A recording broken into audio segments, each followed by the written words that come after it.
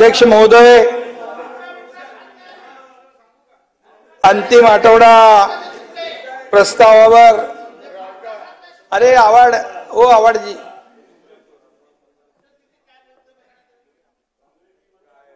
खरं म्हणजे हे आपल्या सरकारच्या कार्यकाळातलं शेवटचं अधिवेशन आहे. गेल्या 2 वर्षात या सभागृहातील कामकाजात भरीव योगदान देणाऱ्या माझ्या सर्व सहकाऱ्यांचं आणि विरोधी पक्षातल्या सदस्यांचं मी सुरुवातीलाच मनापासून अभिनंदन करतो. विजयराव, आपल्याला पण आपले अभिनंदन मी केलेलं आहे. अरे थांबा, जाऊ दे.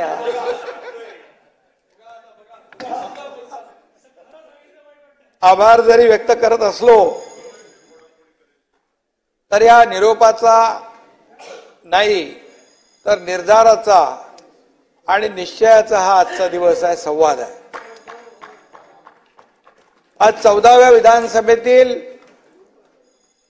अंतिम आठवडा प्रस्तावाला उत्तर देताना मला आनंदही आहे आणि समाधान आहे. आमच्या सरकारनं 2 वर्षाचा कार्यकाळ यशस्वीपणे पूर्ण केला. गेल्या 2 वर्षात आम्ही खऱ्या अर्थाने लोककल्याणाच्या योजना राबवल्या आणि विकासाला गती दिली, हे देखील मी या ठिकाणी आपल्याला सांगू इच्छितो. हे सरकार सर्वसामान्य जनतेचं आहे. विजयराव, जाऊ दे ना, काय बघता तिकडे. काय जो होगा हो गया. अभी कैसा है, लोकसभा के बाद विधानसभा में पलटी होने वाला है, इसलिए इसकी शुरुआत है. आज शुरुआत है, शुरुआत. या आज विजयराव जोरदार आपण बॅटिंग केली, त्याबद्दल अरे मित्र म्हणून तुमचं मी अभिनंदन करतो. कारण 2-3 दिवसापासून तुमची तब्येत खराब होती. आज जोश आणि जोर एकदम आपल्यामध्ये दिसला आणि त्यामुळे आमच्या लोकांना सांगितलं त्यांना मध्ये मध्ये डिस्टर्ब करू नका, त्यांना बोलू द्या. कारण नाना भाऊ बस काय. अरे नाना भाऊ, तुम्ही मगाशी काय म्हणालात, मी साधा भोळा माणूस आहे, मी असा छक्के पंजेवाला नाहीये. नाना भाऊ करतो ते मनापासून, नाना भाऊ पूर्ण करेक्ट कार्यक्रम करतो, मग काय सोडत नाही. एकदम 2 वर्षापूर्वी केला की नाही, त्याला कारणीभूत कोण आहे नाना भाऊ.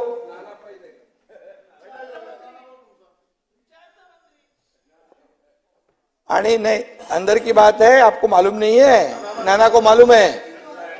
आणि म्हणून राज्यातल्या कष्टकरी कामगार वर्गाचं दुःख आम्ही हलकं करू शकलो काही प्रमाणामध्ये, याचं समाधान आहे. माय भगिनींच्या संसाराचं ओझं हलकं केलं, याचंही समाधान आहे. अन्नदात्या शेतकऱ्याचे अश्रू पुसू शकलो, याचंही आम्हाला समाधान आहे. मागास वंचित बांधवांना न्याय देऊ शकलो, याचंही आम्हाला समाधान आहे. समाजातील सर्व घटकांसाठी 24 तास मेहनत घेतली, याचंही आम्हाला समाधान आहे. त्यांच्यामध्ये वावरलो, बांधावर गेलो, डोंगरावर गेलो, रस्त्यावर उतरलो, त्यांच्या व्यथा वेदना समजून घेऊन त्या दूर करण्याचा प्रयत्नही केला, याचंही आम्हाला समाधान आहे.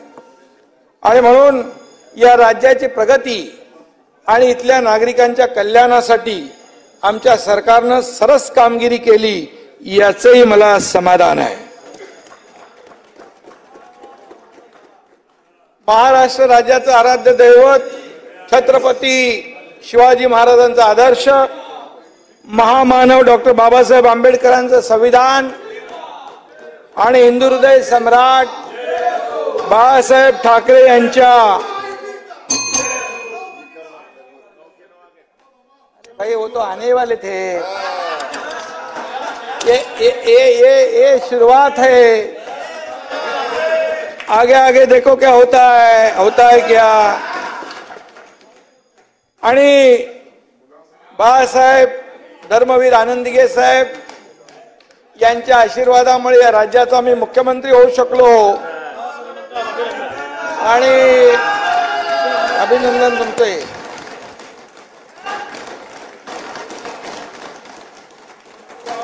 सर्वसामान्य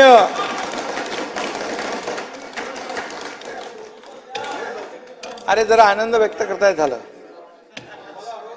सर्वसामान्य कार्यकर्त्यांना बाळासाहेबांनी मोठं केलं आणि बाळासाहेबांनी विजयराव कुठले पद घेतलं नाही, पण माझ्यासारख्या शेकडो कार्यकर्त्यांना त्यांनी मान सन्मानाची पदं दिली. हिंदुत्वाचा आणि समाजकारणाचा विचारही त्यांनी दिला, प्रेरणा दिली, ऊर्जा दिली. प्रसंगी आम्ही सत्ता सोडली पण बाळासाहेबांचे विचार सोडले नाही.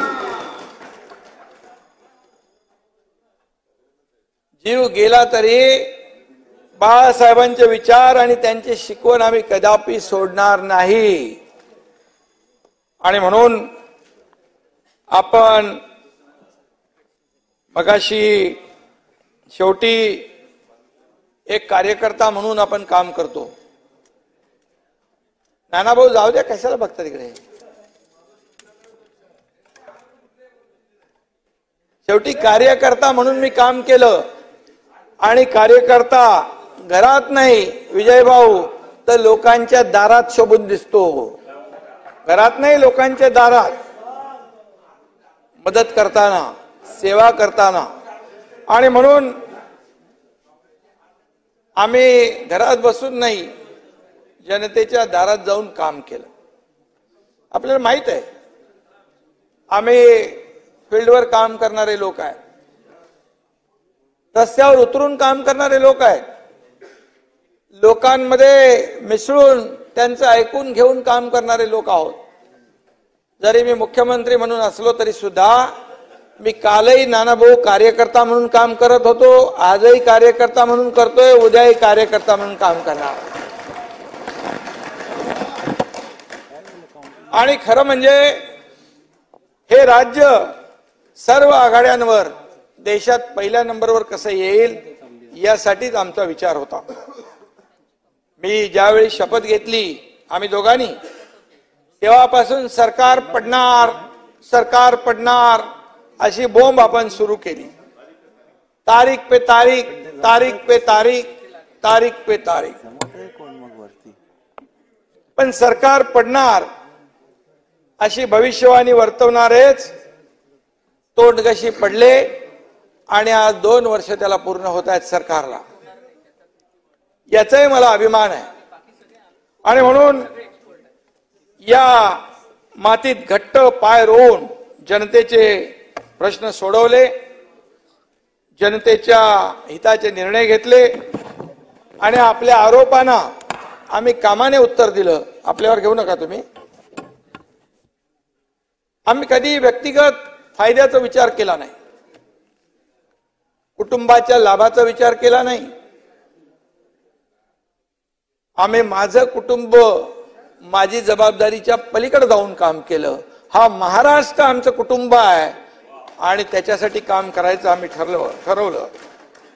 आणि म्हणूनच मायबाप जनता आज आशीर्वाद देते, पाठीशी आहे. येत्या विधानसभेच्या निवडणुकांमध्ये हे सिद्ध होईल.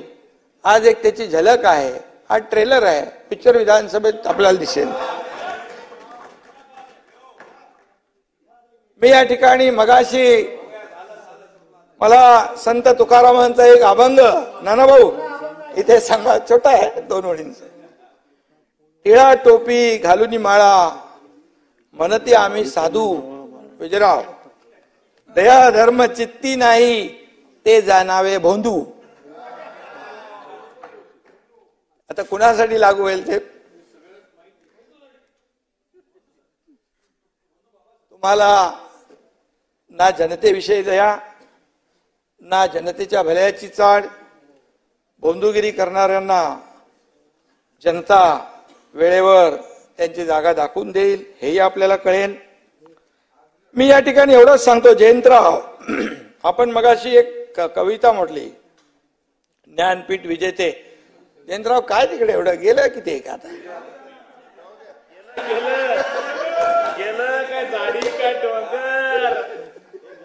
विंदा करंदीकर यांची जनता अमर आहे ही कविता ऐकवली. जयंतराव, ही कविता तुमच्या काळातली आहे आणि मला वाटतं आपल्या सरकारसाठी होती. विंदा आज असते तर त्यांनी आमच्या सरकारच्या कामगिरीवर अशी कविता केली असती. जनतेच्या पोटात सुखाचा घास आहे, जनतेच्या डोळ्यात महायुतीची आस आहे, जनतेच्या डोळ्यात लाडकी बहीण आहे, मोफत शिक्षण घेणारी कन्या आहे, जनतेच्या डोळ्यात सुखी शेतकरी आहे, कष्टकरी सामान्यांना आज खरा न्याय आहे. चाणाक्ष आहे जनता, सुज्ञ आहे, समजदार आहे आणि खऱ्या खोट्याची जाण आहे. आणि म्हणून येणाऱ्या पुढच्या काळात महायुतीच्या कामाला तिचं जनतेचं मतदान होणार आहे. त्याचबरोबर इकडे विजयराव मगाशी फार एकदम जोरात होते, त्यांचा गैरसमज झाला. नेहरूंचा उल्लेख म्हणाले केला. मी तुम्हाला एवढंच सांगतो, मी तेव्हा म्हणालो की नेहरूजी अतिशय द्रष्टा नेता म्हणून उल्लेख केला, विजनवाला. असं त्याने अटल सेतूचं स्वप्न पाहिलं होतं त्या काळात, असं म्हणालो मी. त्यांचं स्वप्न आम्ही पूर्ण केलं असं म्हणालो, पण त्यांचं स्वप्न त्यांनी पाहिलं. जयंतरावचं स्वप्न होतं, जयंतरावने सांगितलं होतं खरंच झालं तर मी तुमच्यावर होय गाडीमधून येणार म्हणून. हा, अजून आले नाही तुम्ही. पण विजयराव त्यांच्या स्वप्नाचा काँग्रेसने चुराडा केला, माती केली. आम्ही ते स्वप्न पूर्ण केल्यामुळे तुमचा खऱ्या अर्थाने नाकारतेपणा समोर आला. याचा राग तुम्हाला भले म्हणजे आला असावा. आणि त्याचबरोबर आरक्षणाच्या बाबतीमध्ये मी बोलतो नंतर. आरक्षणावर निर्णय आम्ही घेणारच आहोत. तुम्हाला संसदीय कार्यप्रणाली प्रमाणे आणि घेतलाय आम्ही 10% आरक्षण दिलंय मराठा समाजाला. ओबीसी समाजाला धक्का न लावता 10% दिलेले आहे. आता ते मी पुढे आणखी बोलतो ते डिटेलमध्ये काय कोण कोर्टात गेले ते. पण संसदीय कार्यप्रणाली प्रमाणे आम्ही विरोधकांचंही मनोगत जाणून घेणं, त्यांचं मत जाणून घेणं, कारण आपण वेगवेगळ्या वेळे वेगवेगळी भूमिका घेता. मराठा समाजाला आरक्षण मिळालं पाहिजे म्हणता, मग ओबीसी मधून मिळालं पाहिजे का वेगळं मिळालं पाहिजे. या सगळ्या मिटिंगला बैठकीला आपण आला नाहीत. आणि खरं म्हणजे आम्ही परंपरा पाळणारे आहोत म्हणून आपल्याला बैठकीला बोलवलं. अरे मला तर त्या दिवशी बाळासाहेब थोरात भेटले, मला म्हणाले बाबांना पत्र द्या. त्यांनी लेखी पत्र दिलं, लगेच बाबांनाही पत्र आम्ही दिलं आणि आम्ही आपली वाट बघत बसलो तिकडे. नंतर कुठून काय तुम्हाला मेसेज आला, कुठून फोन आला कोणाचा, सगळे गायब. टांगा पलटी घोडे फरार.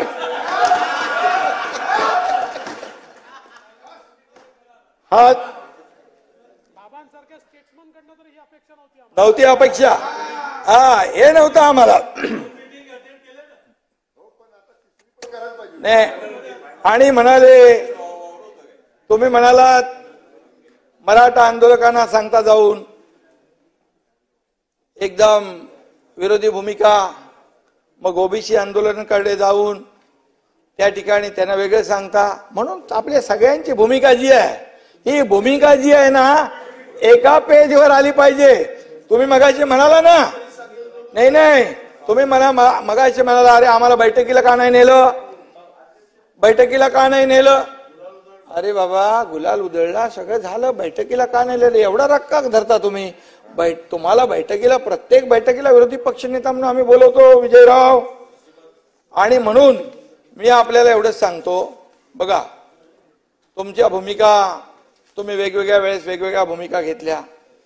म्हणजे चित भी मेरी पट भी मेरा असं विजयराव एकदम भारी काम तुम्ही करू नका. काय असतं याच्यामध्ये, खोटं लपत नाही. आणि म्हणून यामध्ये घेऊ ना विजयराव, तुमच्या बरंच तुम्ही बोललात मगाशी, काय काय खोटं बोललात सगळं. अरे खोटं बोला पण रेटून बोला, आकडेवारी अशी तुम्ही आता जे काही केलं, एकदा नरेटिव्ह तुम्ही खोटं पसरवलं, पुन्हा पुन्हा खोट्या नरेटिव्हची वर लोक जनता विश्वास ठेवणार नाहीत. आणि म्हणून मी आपल्याला सांगतो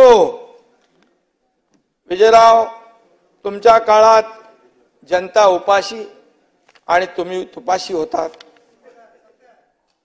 की नाही. अहो गरिबांच्या तोंडातील तुम्ही खिचडी खाली, तुम्ही म्हणजे तुमच्यावर घेऊ नका. गरिबाला उपाशी ठेवलं तेव्हा काही वाटलं नाही. विजयराव, तुमच्या लोकांनी मापात पाप केलं. अरे खिचडीत पैसे पण घेतले, पण 400 ग्रामची खिचडी, अरे 200 नाही 150 बाबा, 150 कुठं फेडाले पाप. आणि म्हणून अरे बाबा, मगाशी काही लोक म्हणाले काय लाडकी बहीणचं योजना आणली. अरे बाबा, सगळे काय बोले बोगस, पैसे नाही, काय नाही, कुठून देणार, कसं देणार. अरे जेव्हा तुम्ही म्हणालात हे देणार कुठून, हे चुनावी जमलंय. अरे कर्ज केलं म्हणाला 1 लाख रुपये कोटी. अरे आम्ही कर्ज काढतोय कुणासाठी, गोरगरिबांसाठी, आमच्या बहिणींसाठी, आमच्या भावांसाठी, आमच्या शेतकऱ्यांसाठी. हे तर तुमच्यावर लागू आहे ना. आणि म्हणून आम्ही आमच्या बहिणींसाठी लाडकी बहीण योजना आणली. तुम्ही गेल्या अनेक वर्षात सरकारमध्ये होतात, कधी सुचलं नाही आपल्याला. आम्ही बहिणीला 1,500 रुपये म्हणजे 18,000 रुपये वर्षाला देणार आहोत. नाना, या लाडक्या बहिणीला तुम्हाला लाडकी बहीण जी काय कडकी ठेवायची का कायम. अरे तिच्या आयुष्यात काय चांगले दिवस आणायचे का नाही. खरं म्हणजे विजयराव, झालं ते आता काय बघताय, संपलं की शॉक मध्ये गेलेत काय.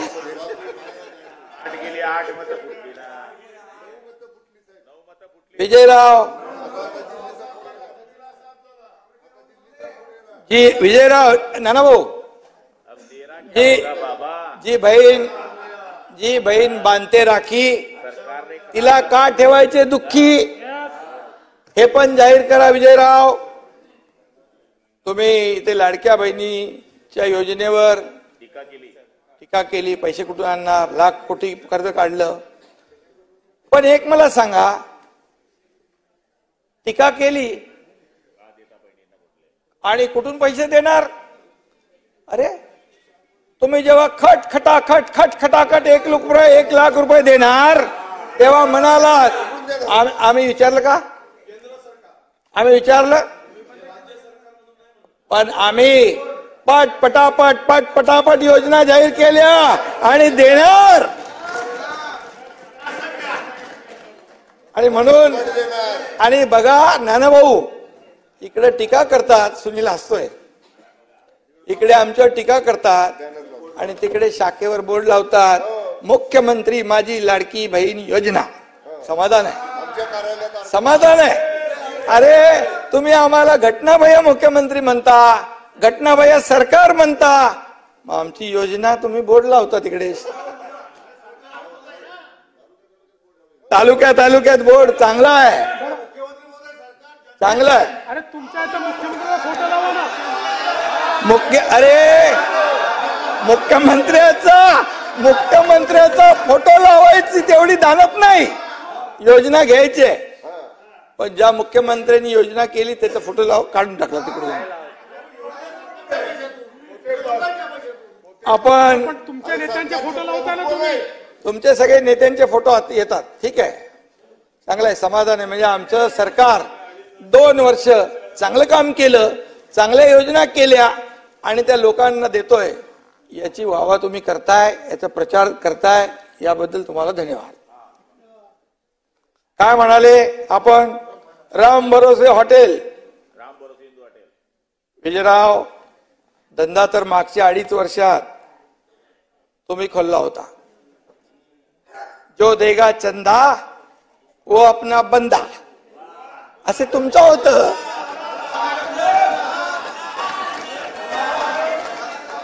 असं 2.5 वर्षात यापूर्वी होतं.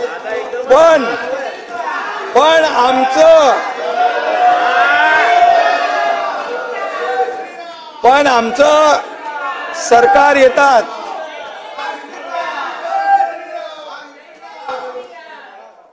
पण आमचं विजयराव सरकार सत्तेवर येताच या एकनाथ शिंदेने तुमचे सर्व केले धंदे बंद.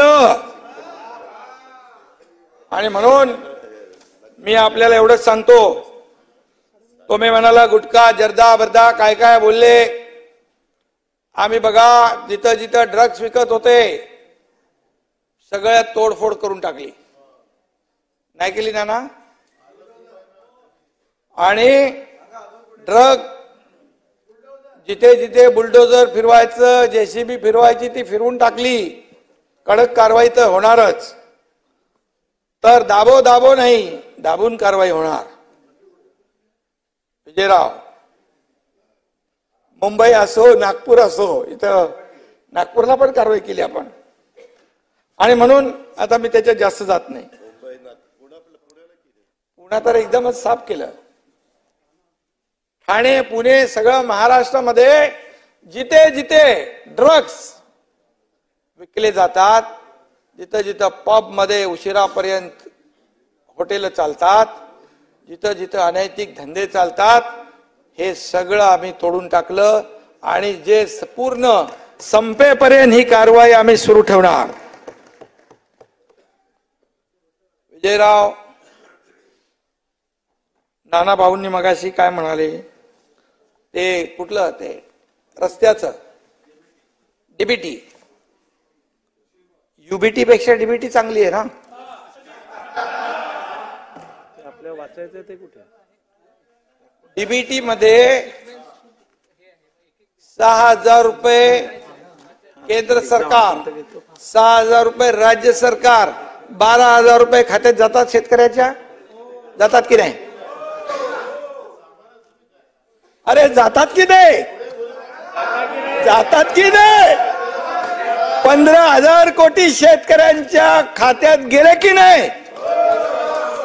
1 रुपयात पीक विमा योजना लागू झाली की नाही?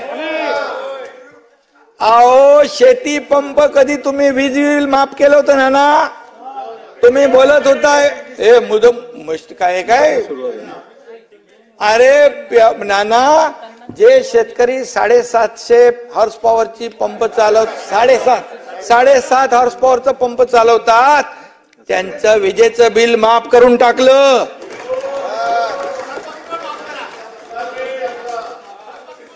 अरे थकबाकी, अरे बाबा आम्ही देणारे आहोत रे, घेणारे नाही.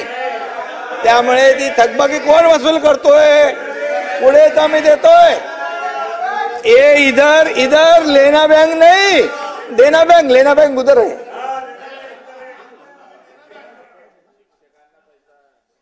आणि म्हणून मी आपल्याला एवढं सांगतोय, विधानसभा निवडणुकीनंतर पुन्हा आपण भेटणार आहोत. काही असतील काही नसतील, पण नाना अजून शॉक मध्ये आहेत. 13 जागा आल्या कशा? बिना मेहनत करता कशा आल्या? बरोबर आहे? 14 आल्या का 13? 14 आल्या. चला 14 आल्या, 14. आणि मगाशी कोणीतरी गुलाबराव म्हणाले ना, हे सूजन आहे क्या? सूज आलेली आहे. सूज कायम राहत नाही, सूज उतरते, सूज उतरते. आणि म्हणून सुरुवात, आणि म्हणून नाना याच्यामध्ये हे बघा, हे यश परमनंट नाही, चोरीचा धंदा करून मिळवलेलं यश आहे. खोटं नरेटिव्ह पसरवून, अरे बाबासाहेबांचं संविधान बदलणार म्हणून तुम्ही खोटं बोलू लागले. आदिवासीच्या इकडे जाऊन तुम्ही बोलले आरक्षण रद्द करणार, तुम्ही शेड्यूल कास्ट मध्ये जाऊन म्हणाले आरक्षण रद्द करणार. अरे जब तक सूरज चांद रहेगा बाबा साहेब का संविधान बना रहेगा.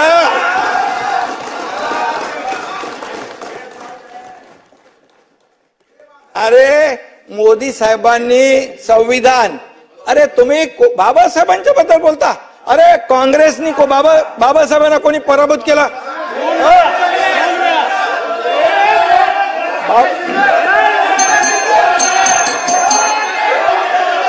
नाही मध्ये बोलू नका, मध्ये बोलू नका. नाही असं डिस्टर्ब करून चालणार नाही. बसा नाना भाऊ, असं डिस्टर्ब करून चालणार नाही. नाना भाऊ खाली बसा, आपण खाली बसा, खाली बसा. नाना भाऊ खाली बसा. मला प्रोटेक्शन द्या. तुम्हाला एक सांग, तुमच्या जिल्ह्यामध्ये तुम्ही बाबासाहेबांनी काँग्रेसला पाडलं दोनदा. अरे बाबासाहेब काय म्हणाले, या काँग्रेस हे जळकं घर आहे, याच्यावरून लांब राहा. आता तुम्हाला सांगतो, सगळे आमचे बाबासाहेबांचे अनुयायी हुशार झालेत. गलती हो गया आहे, बाबासाहेबांचं वचन आहे, आता आम्ही पाळणार विधानसभेत. ये काँग्रेस से दूर राहू. बरं मला सांगा, संविधान तुम्हाला कधी माहिती होतं? ऐका, संविधान दिन तुम्ही 40-50 वर्ष साजरा केला. अरे या देशाचे प्रधानमंत्री नरेंद्र मोदी यांनी 2015 साली संविधान दिन सुरू केला. काय तुम्ही नाना, जयंत पाटील सिरियस झालेत, शॉक मध्ये गेलेत.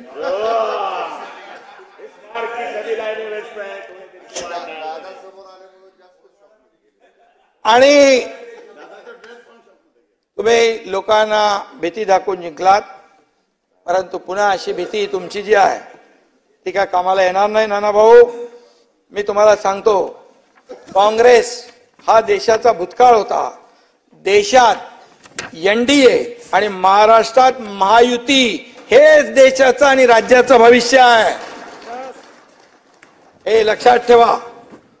आणि म्हणून जे उज्ज्वल भविष्य, कारण जनता आमच्या सोबत आहे, आणि म्हणून जे काय आम्ही केलं ते जनतेसमोर आहे. तुम्ही कितीही काही केलं तरी सुद्धा, बरं मी एक सांगतो, विजयराव झालं तुमचं बघा भाषण, मी आहे ना किती लक्षपूर्वक ऐकत होतो मगाशी, आणि जयंतरावांचं पण ऐकलं मी, आणि नाना भाऊचं पण ऐकलं. मला सांगा, तुम्ही मागच्या पण मला वाटतं मी कुठल्या तरी ह्याच्यात बोललो, सगळे पेढे वाटत होते. बोले पेढे कसले वाटताय? मोदीजी प्रधानमंत्री तिसऱ्यांदा झाले म्हणून पेढे वाटताय, की तुम्ही तिसऱ्यांदा हरले म्हणून पेढे वाटताय? अरे अनिल देशमुखजी, 400 पार जाऊ दे, जिंकले ना, प्रधानमंत्री तर बनले की नाही?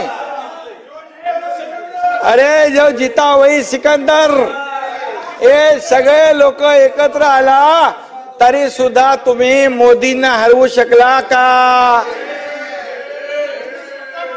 मोदीजींच्या बद्दल मी एकच सांगतो बघा, आणि आपल्याला मी सांगतो, ऐका. अरे बाबा, एक मिनिट, तुम्ही एक मिनिट. 44 पहिल्या वेळेत 44 आले, 2014 नाही ते जाऊ दे ना, नाही 44 आले, नंतर आले 50, नंतर तिसऱ्यांदा आले 99, 100 पण नाही पार केले तुम्ही. काय परिस्थिती आहे? आणि तुम्ही पेढे वाटू लागलात. आनंद आहे, ठीक आहे, चांगला आहे. मोदीजी प्रधानमंत्री झाले, या राज्याला पाठबळ मिळेल. अमित भाई आहेत, त्यांचा भक्कम पाठिंबा आम्हाला मिळतोय. आज आमचे काही जे काय प्रस्ताव आम्ही पाठवतोय, एकही पैशाची कपात न करता ते प्रस्ताव तसेच्या तसे मंजूर होत आहेत. म्हणाले आम्हाला अगोदरचे म्हणाले आम्हाला केंद्राने पैसे दिले नाही, आम्हाला केंद्र पैसे देत नाही, दुजाभाव करतं, तुमच्या काय घरी आणून देणार? अरे तुम्हाला मागायला नको का फेसबुक लाइव वर देणार? ये सरकार फेसबुक लाइव पे नहीं चलता है, फेस टू फेस सरकार चलता है। जयंतराव काय झालं, एकदम सिरियस झाले?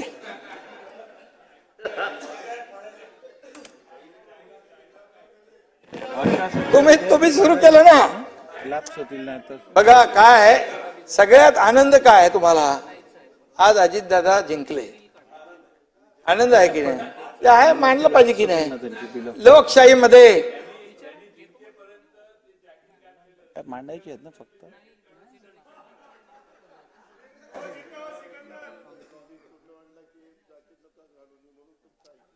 बघा महायुतीचं नियोजन तुमच्यामध्ये काय झालं देवेंद्रजी? इकडे काय झालं, आपण महायुतीचं गणित नीट केलं, बरोबर? आपण ठरवलं आपले तिघांचे आले पाहिजे, यांना याच्यामध्ये कोणी किती मतं घ्यायची, कोणी कोणाला पाडायचं, हे आपसामध्ये सुरू झालं. महाविकास आघाडी तिथेच बिघाडी झाली.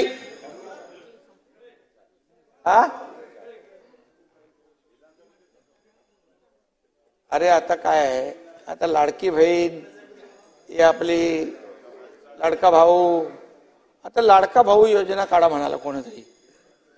अरे सख्या भावाला कधी जवळ केलं नाही, आता ते म्हणाले लाडका भाऊ काढा. लाडका भाऊ पण आम्ही काढला विजयराव. 10,000 पर्यंत सुशिक्षित बेरोजगाराला अप्रेंटिसशिप देणार दर महिन्याला. डिप्लोमा होल्डरला 8,000 आणि वर्षाला 10 लाख. जे बेरोजगार लोक आहेत त्यांना दर महिन्याला स्टायपेंड देण्याचा ऐतिहासिक निर्णय आमच्या सरकारने घेतलेला आहे.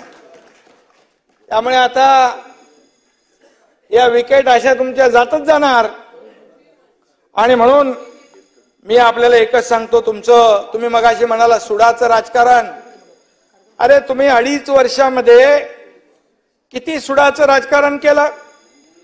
या ठिकाणी नुसतं मुख्यमंत्र्यांच्या विरुद्ध बोलल्यानंतर त्या नारायण राणेंना जेवणाच्या ताटावर उठवून त्यांना अटक करायचं काम केलं. हनुमान चालीसा वाचणाऱ्या त्या नवनीत राणा, रवी राणा कुठे गेला? 12 दिवस देशद्रोहाचं कलम लावून तुम्ही त्याला जेलमध्ये टाकलं.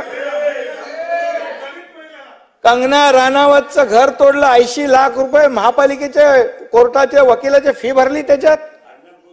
अर्णब गोस्वामीला आतमध्ये घातलं. त्या राहुल कुलकर्णीला आतमध्ये घातलं. देवीच्या ऑफिसरला मारलं. अरे सुडाचं राजकारण तुम्ही खेळलं, आम्ही नाही. सुडाचं राजकारण तुम्ही बोललात, सुडाचं राजकारण आम्ही करतोय. तुम्ही तर गिरीश महाजनला हात घालणार होतात. तुम्ही तर कोण आहे, मी आधी पण बोललो हा विषय. यांना 4था नंबर होता यांचा. म्हणजे बाबा तुम्हाला हे पटणार नाही, परंतु या सगळ्या गोष्टी चालू होत्या. अजितदादा बोलत होते असं करू नका. अजितदादा बरोबर आहे, बरोबर आहे. आणि म्हणून तुम्ही सांगत होता करू नका. अरे मी सांगितलं नका करू. हे असं केलं ते वरती 2 जण बसलेले आहेत ना, त्यांचा बुलडोझर येईल मग. आणि म्हणून ते तुम्हाला सांगतो, त्यांना संधी नाही दिली. मला माहित पडलं आता यांचा गेम माझ्या सकट सगळ्यांना अडचणीत आणायचा आहे. आणि मग याच दिवशी 2 वर्षापूर्वी आम्ही धाडशी निर्णय घेतला. सत्तेवर लात मारून पाय उतार झालो आम्ही. इतिहास घडवला. त्याला हिम्मत लागते विजयराव. अरे सरकार मधून बाहेर पडायला हिम्मत लागते.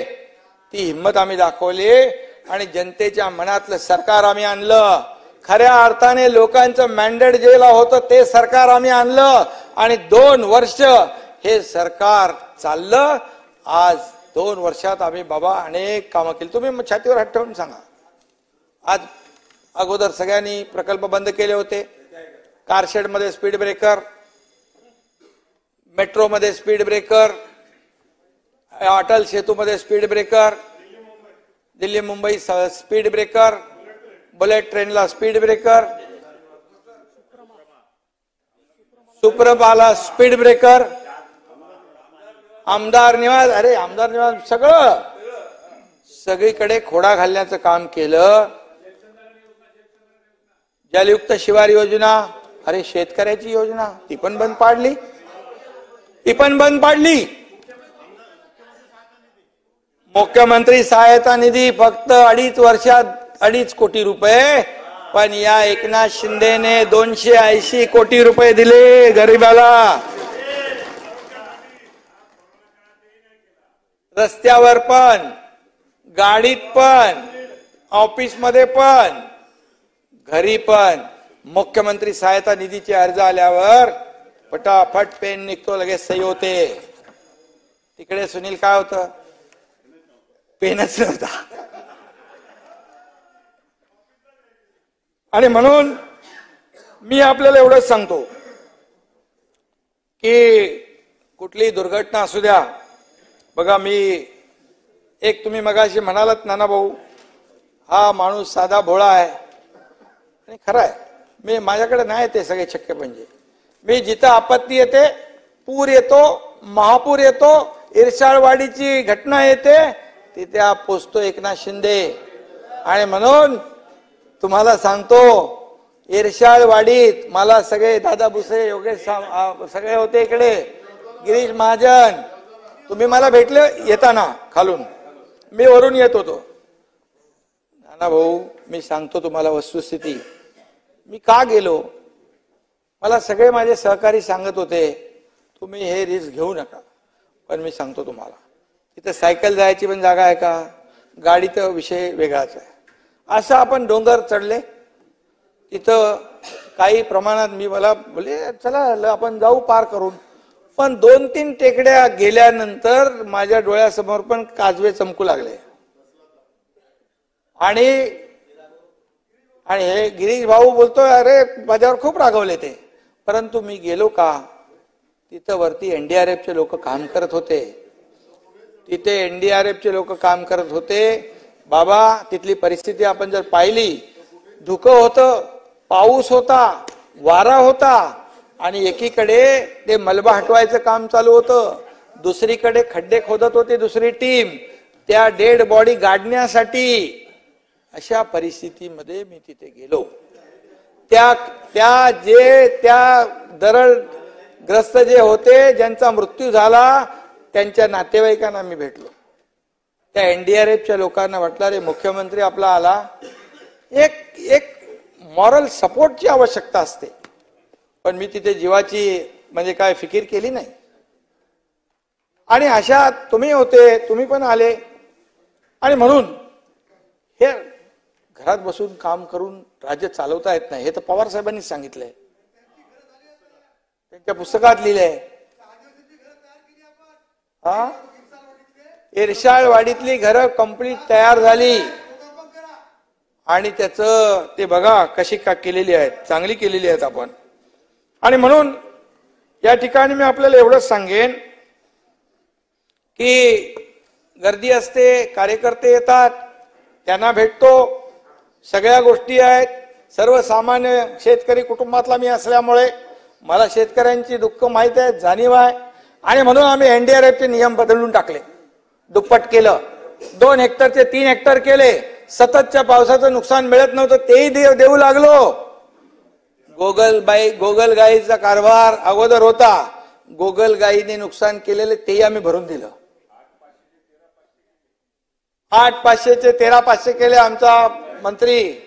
आपण पोचतो लवकर कुठं पण. आणि म्हणून, आणि खरं म्हणजे नाना भाऊ मी नेहमी सांगतो की मी स्वतःला सीएम कधी समजत नाही, मी स्वतःला कॉमन मॅन समजतो.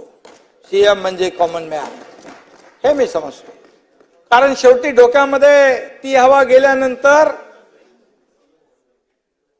रस्त्यावरचा कार्यकर्ता, जमिनीवरचा कार्यकर्ता हवेत चालू लागतो.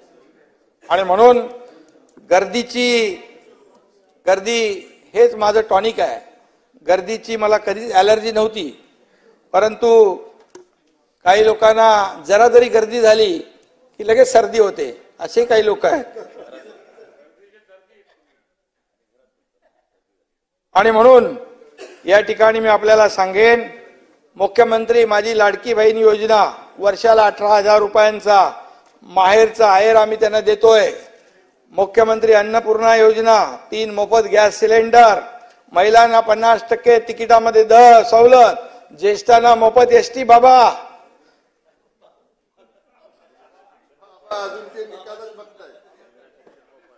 मुलींना मोफत शिक्षण. मगाशी काय म्हणाले विजयराव, मुलींच्या मोफत शिक्षणाबद्दल पण काहीतरी बोलले. एक दिवस रात्री 12:30 वाजता मला फोन आला की एका मुलीने आत्महत्या केली आहे. का तर जे 50% सरकार पैसे भरत होते आणि 50% पालक, त्या 50% पालक देखील त्याची कॅपॅसिटी नव्हती भरण्याची क्षमता, म्हणून त्या मुलीने आत्महत्या केली. त्याच दिवशी आम्ही ठरवलं की मुलींना 100% मोफत शिक्षण देण्याचा आणि निर्णय घेतला. मोफत विजेचं मी मगाशी सांगितलेलं आहे. आणि म्हणून महात्मा ज्योतिबा फुले, तानाजीराव 1.5 लाख रुपयावरून ती योजना 5 लाखावर आम्ही नेली. दवाखाना, बाळासाहेब ठाकरे दवाखाना आपल्या दारी, तो आम्ही केला. 700 दवाखाने केले.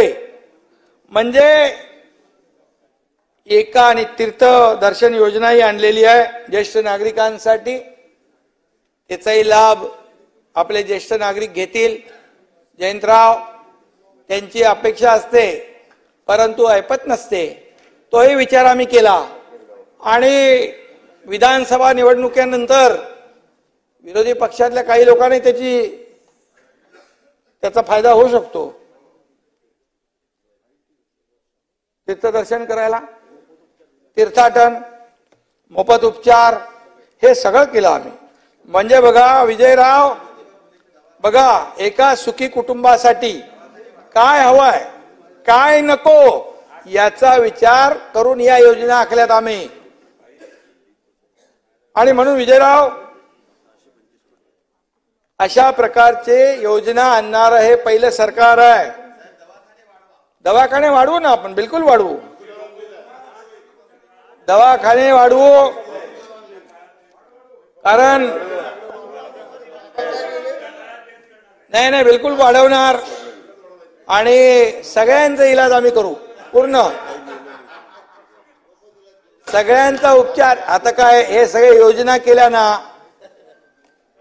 राजेशजी, या योजना केल्यानंतर काही लोकांना पोटदुखी होईल, मळमळ होईल, त्रास होईल, त्यांचा मोफत इलाज त्या बाळासाहेब ठाकरे आपल्या दवाखान्यामध्ये होईल, मोफत. आणि म्हणून काही लोक नेहमी आरोप, टीका, अधिवेशन झालं की पायऱ्यांवर एक दिवस पण असा गेला नाही की सरकारला शिव्या दिल्या नाही, सरकारच्या विरोधात बोलले नाही. शिव्या शाप कायम आम्ही ऐकत असतो, परंतु आम्ही नेहमी म्हटलं की शिव्या शाप आणि आरोपाला उत्तर आम्ही आरोपातून देणार नाही, आरोपाला आम्ही कामातून उत्तर देऊ. आणि म्हणून ती कामं या राज्यभरामध्ये सुरू आहेत. विकास आणि कल्याण, म्हणजे एकीकडे विकास चालू आहे, बंद पडलेले प्रकल्प आम्ही सुरू केले, आणि दुसरीकडे लोक कल्याणकारी योजना या ठिकाणी सर्वसामान्य लोकांसाठी आम्ही केल्या. कधी विचार तरी केला होता तुम्ही? तुम्हाला पण हे अनपेक्षित होतं? हा एवढा मोठा निर्णय सरकार घेईल असं तुम्हाला वाटलंच नव्हतं. एकदम तुम्ही लोकसभेच्या त्या आनंदामध्ये मग्न होते. आणि काय त्याला म्हणतो आपण, आणि जेव्हा या योजना आम्ही घोषित केल्या त्यावेळेस मात्र तुमच्या सगळ्यांचे चेहरे देखील बघण्यासारखे होते. आणि त्या योजनांचा लाभ आपल्या देखील मतदारसंघातल्या लोकांना मिळेल. आमच्याकडे दुजाभाव नाही, आमच्याकडे भेदभाव नाही, आम्ही सर्वांना पुढे घेऊन जाणार आहे. आज मी एकच सांगतो आपल्याला, विजयराव त्या दिवशी म्हणाले आपण वर्ल्ड कप जिंकला T20चा, किती अभिमान वाटला आपल्याला. अरे या चौपाटीवर लाखो लोक आले, भीती वाटली काय होईल याच्यामध्ये. पोलिसांनी योग्य नियोजन केलं, पोलिसांनी सगळं एकही कुठलाही इन्सिडेंट न होता एवढी लाखोंची गर्दी त्या ठिकाणी कंट्रोल केली. मुंबईकरांचं स्पिरिट आपण पाहिलं आणि खेळाडूंचं स्पिरिट आपण पाहिलं. आणि यामध्ये खरं म्हणजे त्यांचं जेवढं अभिनंदन करावं तेवढं थोडं आहे. आपला एक गौरव आहे देशाचा आणि त्यांना आम्ही विधानसभेमध्ये आणलं, त्यांचा गौरव केला. 11 कोटी रुपये काय हो, 11 कोटी रुपये, 11 कोटी रुपये त्यांना आपण त्या टीमला देण्याचा निर्णय घेतला. लगेच तुम्ही म्हणालात 11 कोटी रुपये सरकार देते. अरे आपल्याला अभिमान पाहिजे. ती टीम T20 आपल्या भारतीय टीम जिंकली, याचं तुम्हाला काय दुःख आहे? तुम्हाला आनंद नाही? अरे विजयराव, तुमच्याकडून ही अपेक्षा नव्हती. बघा ऐका, तुम्ही सांगतो तुम्हाला, त्याच्यामध्ये काय गुजरातची बस आली. अरे काय कद्रूपणा, गुजरात काय देशात नाही आणि टीम काय देशाची टीम होती. आपल्याला गुजरातची हळद चालते ना गुजरातची.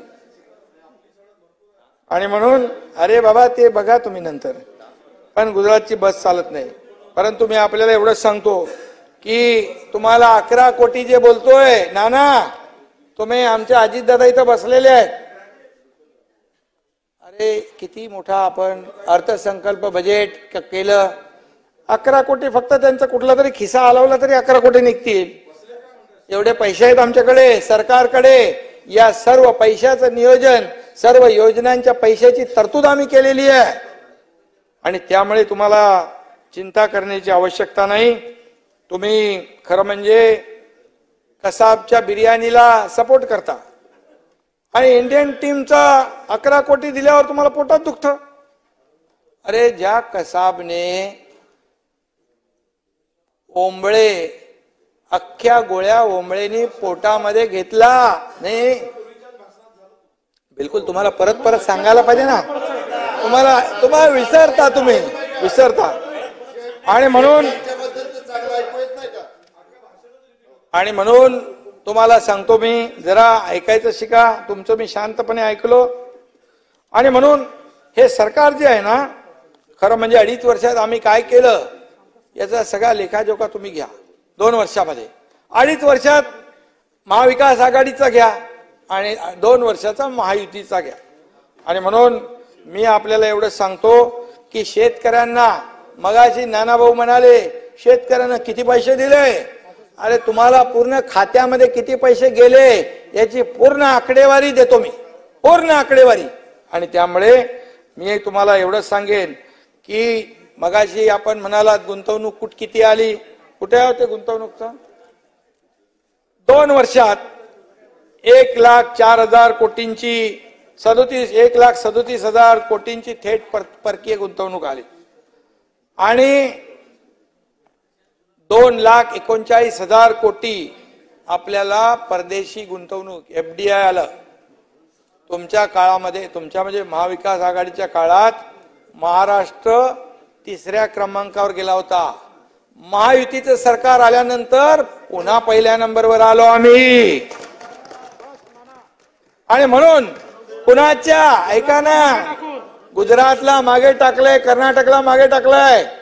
तुम्हाला सांगतो कुणाच्या काळात पळाले उद्योग, कुणाच्या काळात पळाले सांगा बाबा, तुम्ही खरं सांगा. वेदांता, फोक्सकॉन 2च महिने झाले होते आमच्या सरकारला येऊन.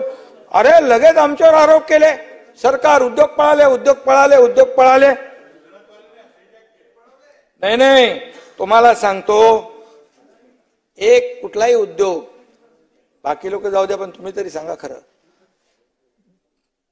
2 महिन्यामध्ये इकडचं तिकडे जातो का तिकडून इकडे येतो का? अरे त्याला सगळं टाइम, वेळ लागतो. त्यांनी मागितली मदत, मी प्रधानमंत्री महोदयांशी देखील त्याच्याबद्दल बोललो. मागितली मदत, मिळाली नाही मदत आणि त्याला वाटलं नाही की सरकार बदलणार आहे. हेच सरकार राहिलं तर आम्हाला कारखाना काही इथं मिळणार नाही, खोलून मदत मिळणार नाही, गेला तो.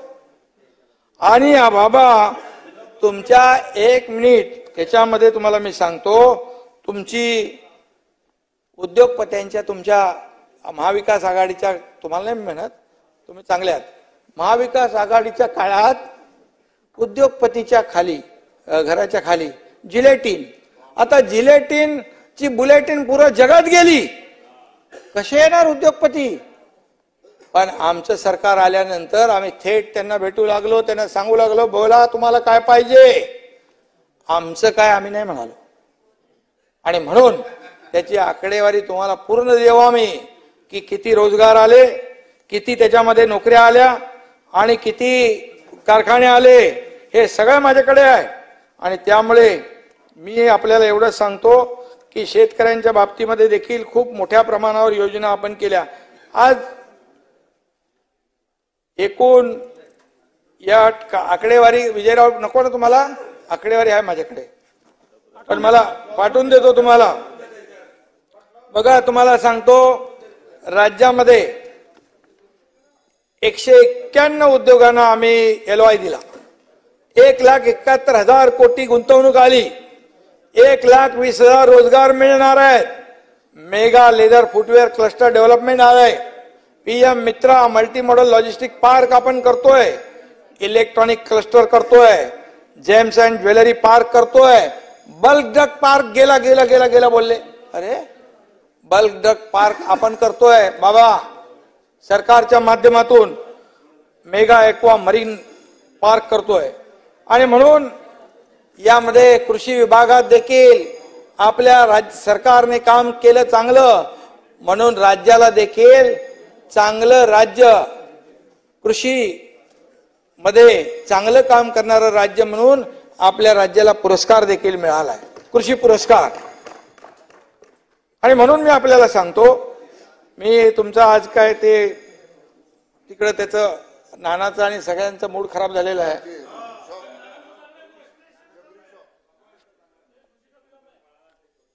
जबरी शॉक लागलाय, ते जाऊ दे. आणि म्हणून सिंचनाचा अनुशेष आपल्याला सांगतो, विदर्भासाठी नाना वैनगंगा, नळगंगा, पैनगंगा नदीजोड प्रकल्प, आणि ते तुम्ही बंद केलेलं ना, आपण चालू केलं. मराठवाडा वॉटर ग्रीड बंद केलेलं, ते आम्ही सुरू केलं पुन्हा. आता त्याच्यामध्ये अरे देणार आम्ही, हा देतोय ना. आणि म्हणून उद्धवजीला केली आणि आता पूर्ण झाली. त्याला बघा 28,575 कोटी खर्च येणार आहे आणि त्याच्यामध्ये 62.57 TMC पाणी पुरवठा होणार आहे. आणि 6 जिल्ह्यामध्ये, विजयराव 6 जिल्ह्यात तुमच्याकडेच आहे ते, 7,85,000 अनुशेष होता, तो आपण 7,12,000 हेक्टर अनुशेष दूर होईल. आणि म्हणून अमरावती वाशिम जिल्ह्याचा अनुशेष दूर होईल. आणि म्हणून यामध्ये मी डिटेलमध्ये जात नाही, त्याच्यामध्ये एवढंच सांगतो की आम्ही या सगळ्या याच्यामध्ये मगाशी नाना भाऊ म्हणाले काय ते कुठलं कापूसाचे बॅग, कापूस बॅग ना, कापसाचं बॅग नाही, कापसाच्या बॅग बद्दल बोलले आपण. पण तुम्ही कोविड मधल्या डेड बॉडी बॅग विसरले, डेड बॉडी बॅग विसरले, तुम्ही डेड बॉडी बॅग मध्ये पैसे खाल्ले ते विसरले.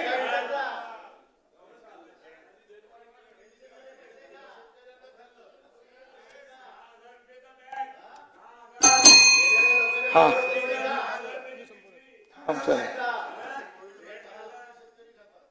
नाही. आणि मला खरं म्हणजे तुम्ही काय करता वरती, तुम्ही म्हणाला पापाचा घडा भरला.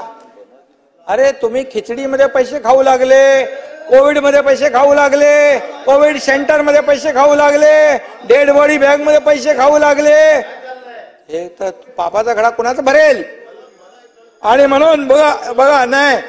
आणि ऐका, या तुम्हाला सांगतो ही पाप कुणाच्या घड्यातली आहेत. अरे बाबा ही पापाची जी काही धडा आहे ना, तो खरं म्हणजे एक मोठा धडा होईल पापाचा. आणि त्यामुळे मी एवढंच सांगतो आपल्याला. आणि विजयराव बघा, गिरणी कामगारांना आम्ही घरं दिली 15,000 लोकांना. एक तरी घर दिलं का तुम्ही? किती वर्षात दिली? 40-50 वर्षात दिलं? 15,000 घरं दिली. आणि विजयराव 1 लाख घरं आम्ही देणार आहे. 1 लाख घरं. तुम्ही धारावीच्या विकासाच्या बद्दल बोललात. धारावीचा विकास, विजयराव, धारावीच्या विकासाच्या आड आले तुम्ही. अरे तुमचे एक बंगला दुसरा झाला, त्यांनी काय त्या चिखलामध्ये खितपत पडायचं? धारावीमध्ये तुम्हाला सांगतो, जे पात्र आहेत ते धारावी सोडून दुसरीकडे नाही, तिथेच आम्ही त्यांचं पुनर्वसन करणार. जे पात्र झोपडीधारक आहेत, जे पात्र झोपडीधारक आहेत त्यांचं तिथंच आम्ही पुनर्वसन करणार, हा शब्द आहे आमचा. आणि म्हणून सगळं तुम्हाला TDR तुम्हाला जास्ती माहित आहे. आणि म्हणून मी सांगतो, या झोपडपट्ट्या मुंबईमध्ये SRA प्रकल्प, धोकादायक इमारतींचे प्रकल्प रखडलेत. का रखडले? विजयराव, आम्ही आता एक निर्णय घेतलाय की त्यांना भाडं मिळत नाही, घरं खाली करून गेले ते बाहेर, त्यांचा काहीच राहिलेलं नाही, घर मिळेल की नाही याची शाश्वती नाही. म्हणून म्हाडा बरोबर MMRDA, MSRDC, शिडको, महाप्रीत, BMCच्या जागेत असलेले BMCचे प्लॉट, हे सगळं मिळून आपण सरकारच्या माध्यमातून याचा विकास करणार आहोत, पुनर्विकास. आणि या सर्व लोकांना भाडं देणार. मुंबईच्या बाहेर गेलेला मुंबईकर पुन्हा मुंबईमध्ये आणणार ना. काय मुंबईतला जो आहे ना, मुंबई तोडणार. मुंबईत इलेक्शन आलं, निवडणूक झालं, मुंबई तोडणार. पण मुंबईची वाट लागली. आज तुम्हाला मी सांगतो, हे सगळं प्रदूषित पाणी या समुद्रात सोडण्याचं काम इतके वर्ष कोणी केलं? आमच्या सरकारने आल्यानंतर 7 STPचा निर्णय घेतला. पूर्वीच्या लोकांनी 15 वर्षात 11 टेंडर काढले, पण एकही टेंडर मंजूर नाही झालं. कारण टेंडर साठी कोणी सरेंडर नाही झालं, म्हणून ते टेंडर काढलं नाही. आणि म्हणून माझं काय, हे आमच्याकडे नाही. आणि म्हणून पुढच्या हे STP झाल्यानंतर तुम्हाला समुद्राचं पाणी निळं क्षार दिसेल. का प्रदूषित केले एवढं वर्ष? आणि म्हणून नाना, तुम्ही माहिती घ्या, कॉन्क्रीटचे रस्ते का केले नाही? का खड्ड्यातून प्रवास घ्यायला? त्या खड्ड्यावर एका त्या मुलीने, काय तिचं नाव, मलिष्का, तिने गाणं केलं, तिला जेलमध्ये टाकलं. अरे सरकार आमचं आल्यानंतर पहिला निर्णय आम्ही घेतला की या खड्ड्यांमध्ये मुंबईकर प्रवास करणार नाही, खड्डे मुक्त मुंबई झाली पाहिजे, याच्यासाठी आम्ही निर्णय घेतलाय. मुंबईचं सुशोभीकरण चालू आहे. आज बघा, लाईट दिसतायत. मुंबई सारखी वाटली पाहिजे.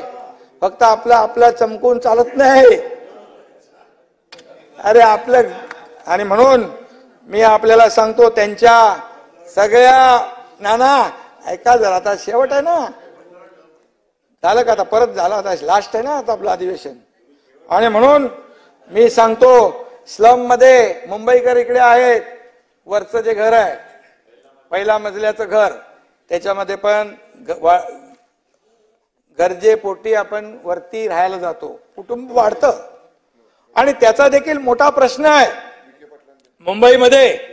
जसं क्लस्टर मध्ये सगळ्यांना घरं देतो, त्या बाबतीत तसंच देखील धोरण आणण्याचा आमचा विचार आहे.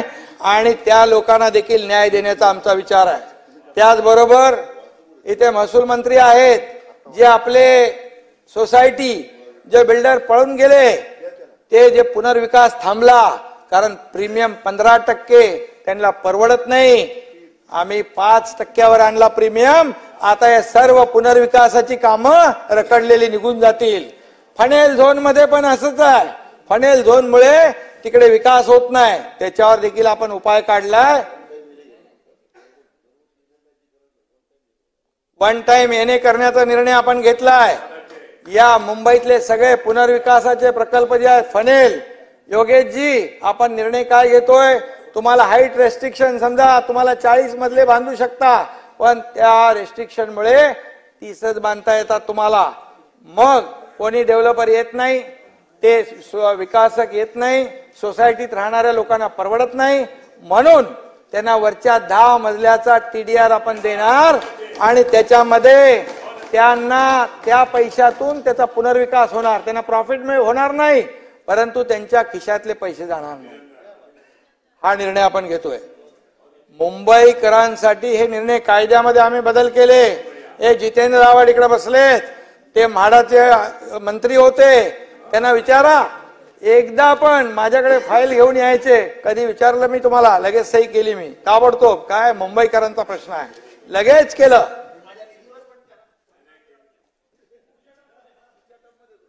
आणि म्हणून मी आपल्याला एवढंच सांगतो की आम्ही एकच मुंबईकरांच्या विकासासाठी हे निर्णय आम्ही घेतोय. आमचा वैयक्तिक विकास आम्ही करत नाही आणि मुंबईकरांना आम्ही वाऱ्यावर सोडणार नाही. लखनौ ते लंडन बिंडन हे सगळं काय आम्ही करत नाही, करणार नाही. नाना हसले का? आणि म्हणून मी आता आपल्याला चहापान करायचं आहे, त्यामुळे मी जास्त काय बोलत नाही, पण एवढंच सांगतो की या मुंबई बरोबर मुंबई MMR आणि संपूर्ण राज्याचा विकास जो आहे तो झाला पाहिजे, अशा प्रकारचं आमचं मत आहे. जितेंद्रजी, हा विरार वर्सोवा, बांद्रा वर्सोवा ते विरार ते पालघर आपण सी ब्रिज करतोय. 3 तासाचं अंतर अर्ध्या तासामध्ये.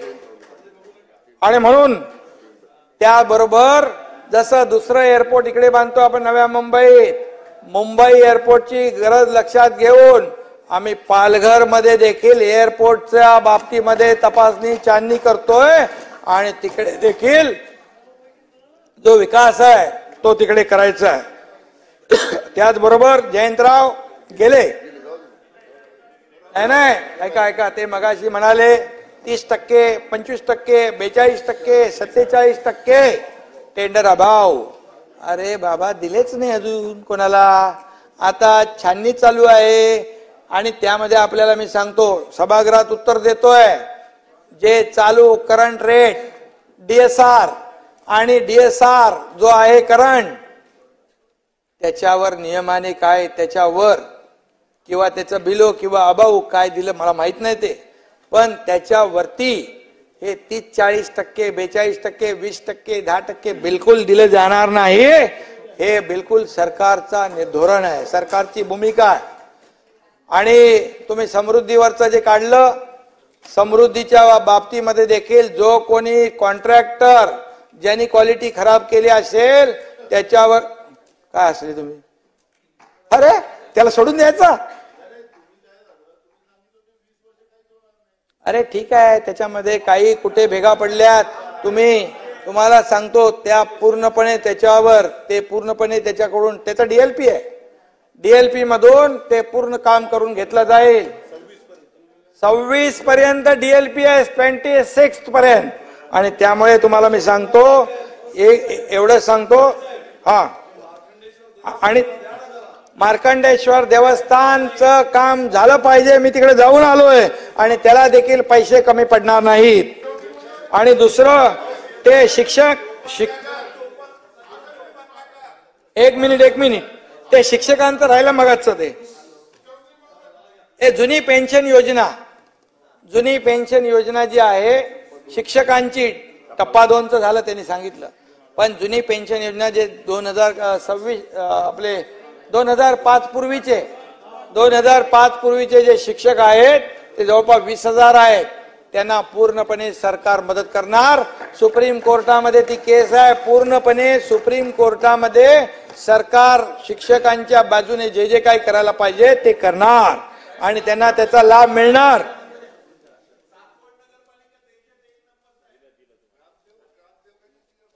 एक देतो तुम्हाला, थांबा ना. आणि सासवडला काय पाहिजे तुम्हाला, त्याच्या बाबतीमध्ये नगरविकास मंत्री म्हणून नक्की त्याचा सन्मान करेन आणि जे काय लागेल त्याला देईल. दुसरी गोष्ट, यामध्ये शक्तीपीठच्या बद्दल आपण म्हणालात, शक्तीपीठला लोकांचा विरोध आहे. तुम्हाला सांगतो, कुठलाही प्रकल्प हे सरकार लोकांच्या विरोधात जाऊन जोर जबरदस्तीने करणार नाही. त्यांच्या संमतीने करू आणि त्यांच्या कन्सेंटनी सगळ्या गोष्टी होतील. त्यांच्या इच्छेविरुद्ध कुठलाही प्रकल्प आम्ही पुढे बाबा नेणार नाही. समृद्धीला देखील पूर्वी विरोध होता, पण नंतर त्यांनी ताबडतोब कन्सेंट दिले, पैसे घेतले आणि ते काम सुरू झालं. आणि त्याचबरोबर मी आपल्याला एवढंच सांगतो, ते तुमचे काहीतरी होतं ना, चंद्रपूर पुरातन माता महाकाली मंदिर या परिसराचा देखील विकास आराखडा शासनाला प्राप्त झालेला आहे आणि त्याला 250 कोटी एकदम लागत नाही आपल्याला. आणि त्या बाबतीत देखील आपण नक्की निर्णय घेऊ. बाकी छोटा छोटा विषय आहे ते नाही बोलत मी. आणि म्हणून तुमची चिठ्ठी कुठे गेली हो?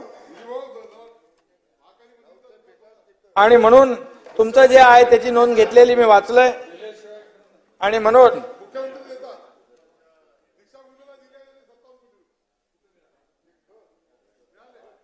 आणि आता आपल्याला मी एवढं सांगतो की मुंबईमध्ये बाबा 300 एकरचं सेंट्रल पार्क कधी विचार केला होता कोणी? 300 एकरचा सेंट्रल पार्क कोणी विचार केला होता? परंतु आपल्या सरकारने 120 एकर जमीन रेसकोर्स कडून घेतली आणि जे आपलं कोस्टल हायवे आहे, कोस्टल रोड, त्याच्या बाजूला जे प्रोमेनाड आहे त्याच्या बाजूला जे गार्डन होणार आहे 180 एकर, हे 180 आणि 120 आपण सबवेने जोडणार आणि 300 एकराचा मुंबईमध्ये वर्ल्ड क्लास सेंटर पार्क आपण करतोय. याच्यामध्ये काही लोकांना रेसकोर्सवर धावणाऱ्या घोड्यांची चिंता होती, परंतु आम्ही ते काही ऐकलं नाही. परंतु रेसकोर्सच्या घोड्यांना त्रास झाल्यामुळे मुंबईतली काही गाढवं ओरडायला लागली जोरजोरात, पण आम्ही त्यांचा बिलकुल लक्ष दिलं नाही.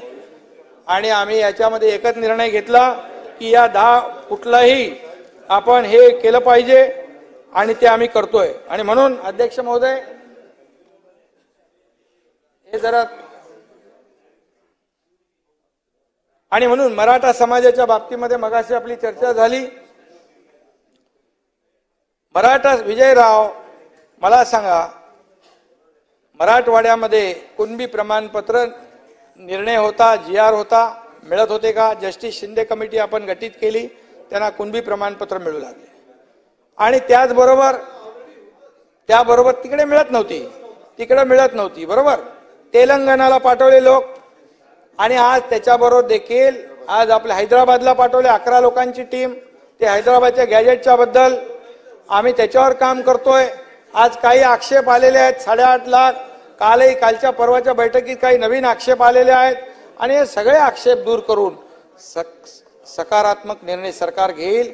मराठा समाजाला 10% आरक्षण दिलंय आणि हे देखील आम्ही जो निर्णय घेतोय, ओबीसी समाजाला कुठलाही धक्का, त्यांना नुकसान न पोहोचवता आम्ही दिलेला आहे. आणि म्हणून कोर्टात तुम्ही तर दिलं नाही, तुमच्या हातात सत्ता इतक्या वर्ष होती, दिलं नाही.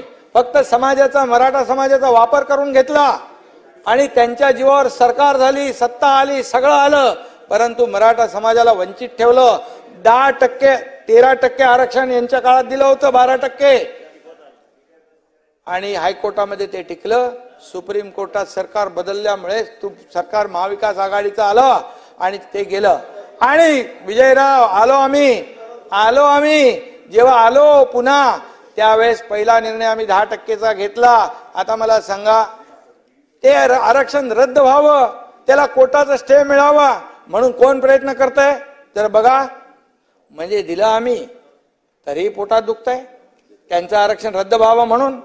अरे कुणबी, ओबीसी आणि मराठा समाज याच्यामध्ये 10% आरक्षणाचा लाभ त्यांना मिळाला पाहिजे, ही भूमिका सरकारची आहे. आणि आम्ही जे जाहीरपणे बोललो, छत्रपती शिवाजी महाराजांची शपथ घेतली, त्याप्रमाणे अधिवेशन बोलवलं. या अधिवेशनामध्ये 10% सगळ्यांनी मिळून आपण आरक्षण दिलं. आता हे टिकवण्यासाठी सगळ्यांनी मदत केली पाहिजे का ते रद्द होण्यासाठी प्रयत्न केले पाहिजे? तुमची काय नाही आहे का? तुमची जबाबदारी काय? तुमची नाही, तुमची कोर्टामध्ये कोण गेले? कोर्टात कोण गेले? कोर्टात कोण गेलंय? म्हणजे महाराष्ट्र पेटवत ठेवायचा, महाराष्ट्र जाळत ठेवायचा आणि मजा बघायची. तुम्ही त्यांच्या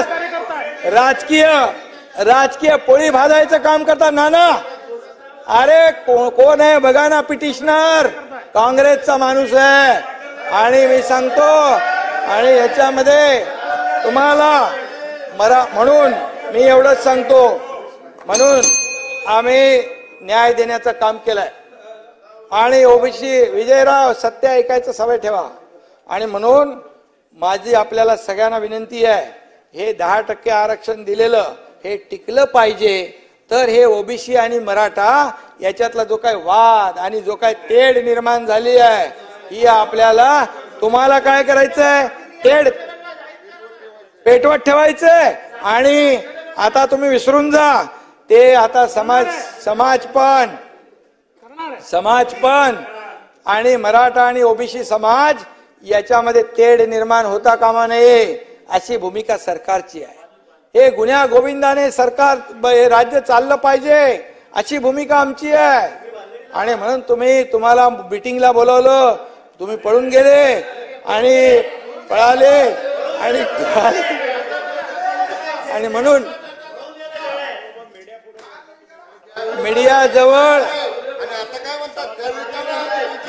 मीडिया जवळ वेगळी भूमिका, सरकारजवळ वेगळी भूमिका, मराठा समाजाजवळ वेगळी भूमिका, ओबीसी समोर वेगळी भूमिका.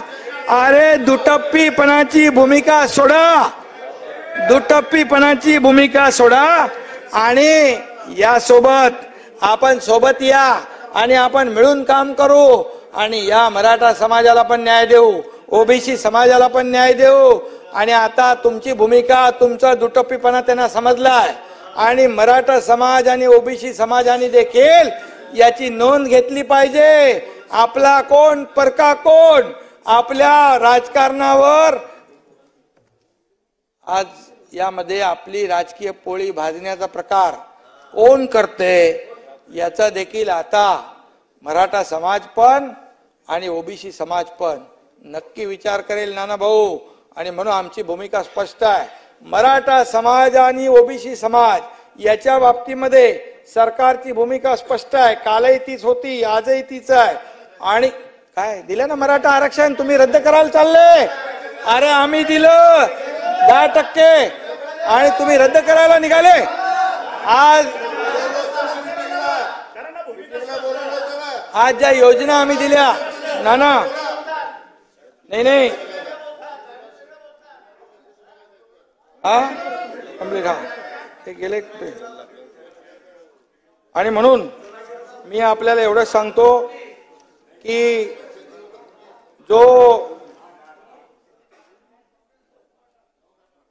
खूप मोठ्या प्रमाणावर आपण त्यांना हे दिलेलं आहे, सोयी दिलेल्या आहेत, सगळं दिलंय. आणि म्हणून मी आपल्याला एवढंच सांगेन, ज्या काही आम्ही निर्णय घेतले नाना, मुंबई महापालिकेच्या सफाई कामगारांच्या सेवा निवासस्थानाचा पुनर्विकास आम्ही करतोय. त्याचबरोबर त्यांच्या भत्त्यामध्ये 14,000च्या ऐवजी 20,000 रुपये वाढ केलेली आहे. 6 ते 7,000 त्यांना घरभाडं जे करतोय केलंय ते बोलतो. त्याचबरोबर वीरशैव कक्कई आर्थिक विकास महामंडळ आपल्या लोकांची मागणी आहे, ते आम्ही करतोय.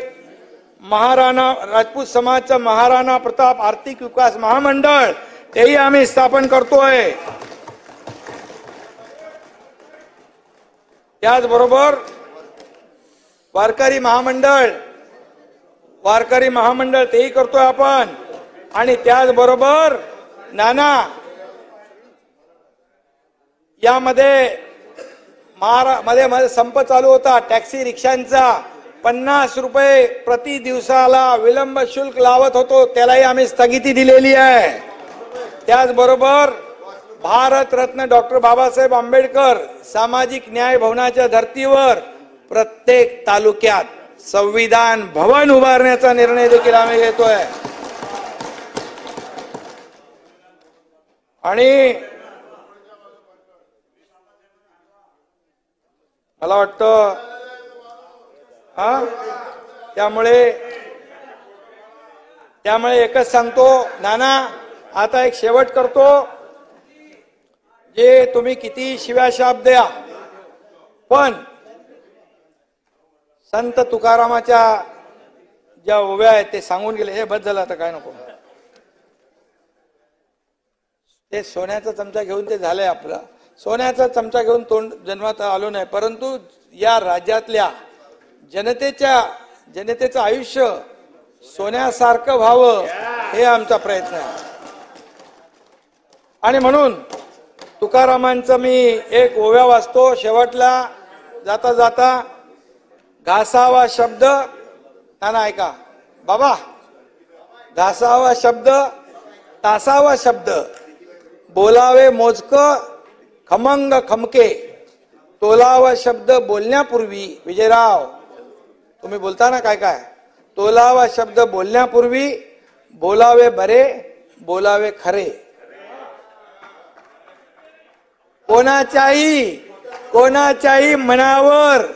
कोणाच्याही मनावर पाडू नये चरे. कोणाची जात पात धर्म काढूच नये. शब्दामुळे मंगल, शब्दामुळे दंगल, जिभेवरी ताबा, सर्वा सुखदाता. तुम्हाला सांगतो मी. आणि म्हणून विरोधकांना मला एवढंच सांगायचं आहे, ठीक आहे तुम्ही काही बोललात, नाना बोलले, जयंतराव बोलून पळून गेले. तिकडे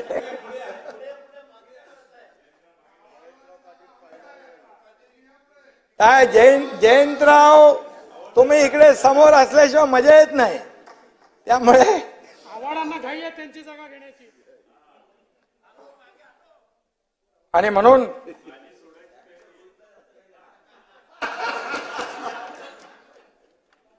म्हणून मी आपल्याला जयंतरावांनी देखील काही गोष्टी बोलले, त्याचं मी उत्तर दिलं. जर मी उत्तर दिलं नसतं तर ते तुम्ही जे बोललात ह्या रेकॉर्डवर राहिलं असतं. जे सत्य आहे ते मी बोललो, ते कधीही तुम्ही तपासू शकता. मला खोटं बोलायची सवय नाही, आणि खोटं बोलून रेटून काय ते म्हणतो, खोटं बोला पण रेटून बोला, हे माझ्या डिक्शनरीत नाही.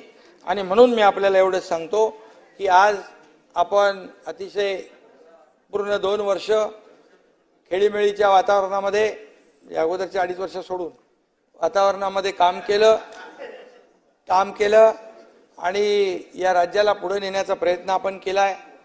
आणि त्यामुळे सत्ताधारी पक्ष त्याचबरोबर विरोधी पक्ष ही रथाची 2 चाकं असतात हे आम्ही मानणारे लोक आहोत. पण चांगल्याला चांगलं म्हणावं अशा प्रकारचं नाना बस काय नाना असं काय बोलताय. विजयराव बोला.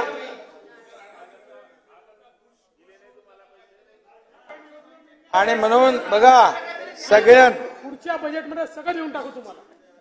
आणि म्हणून पुढच्या बजेटमध्ये तुम्हाला जेवढे पाहिजे सगळा बॅकलॉग आम्ही भरून काढू. कारण